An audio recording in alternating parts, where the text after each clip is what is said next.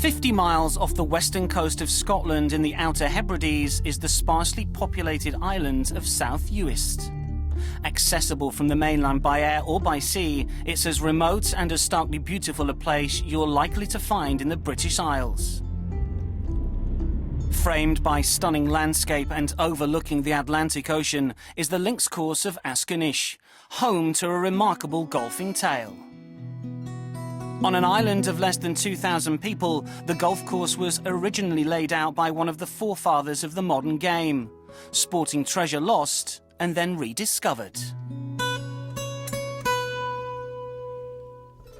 About 10, 12 years ago, Master Greenkeeper Gordon Irvin came out to do some fly fishing and spoke to the factor of the estate, and he mentioned that there'd been an old Tom Morris course. Now, anybody who knows their golf, the ears prick up, and it was sort of, really? Can I have a look?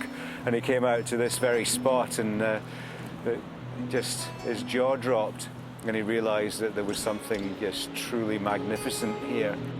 I think anybody who loves the seaside, loves the Scottish Islands and loves links golf couldn't fail to have the same response. Yeah, I just couldn't believe what I saw. The locals are always aware of the fact that it's an old Tom Morris course, and quite often when we were playing that 9-hole course on the flatted area, we'd come up to this point and look back down amongst the dunes. I think, well, it would be fantastic to be able to have a golf course down there one day, but we just don't have the knowledge and the resources to be able to do it. Irvin offered his advice on the 9-hole course in exchange for the rights to fish on the island. Over lunch, having played those 9, he was told the story of how old Tom Morris had been commissioned to create a course for a wealthy landowner in 1891. Having looked at the 9-hole course that was in play, didn't believe that. Ralph Thompson, the chairman of the club at the time, says, well, we think it's to the south of this area where we're playing now, so we'll take you up to a point that at that point was the 5th tee, and we'll show you from there. So when he brought Gordon up to this point, and then they looked south to the view you see behind you today, Gordon just said, well, that's definitely an old Tom Morris golf course. Do you want us to restore it?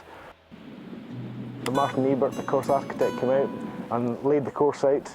I think that the next day the members started playing the course there and then, and very quickly no longer wished to play the 9-hole course, and just, even though there was only stakes in the ground, there was no fairways cut, there was no tees cut, no greens cut, but the members just wanted to go out and play this rediscovered golf course.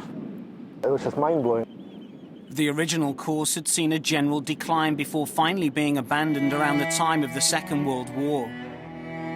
In later years, the locals had taken to playing on a new, flatter layout further inland.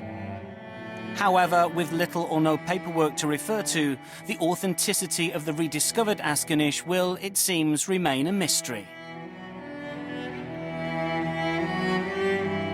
There's no maps of the original golf course, but the way that the course was restored when Martin Ebert came out, they tried to map the course out in the way that old Tom would have done it in the 1890s, looking for level areas that would be used for greens, finding routing fairways through the land.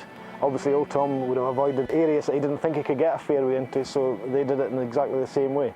So we'll never know for sure if it's the exact copy of the old Tom course, but it's as close as we're ever going to get to.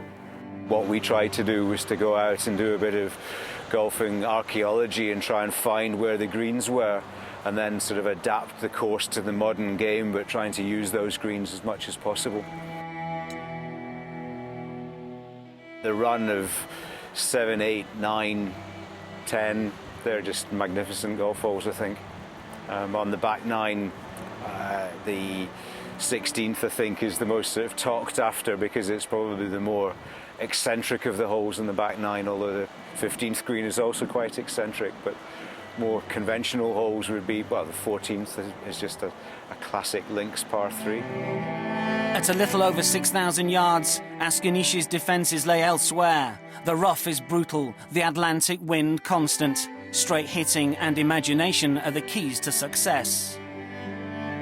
I'd been sort of told the story that this was a living museum, and so I expected it to be really, really rough and ready and very rugged, and I felt that that was really not selling the right thing. You know, this is a proper thoroughbred golf course, It's a bit wild in places, but it's a proper golf course that's been built to museum standards, I suppose.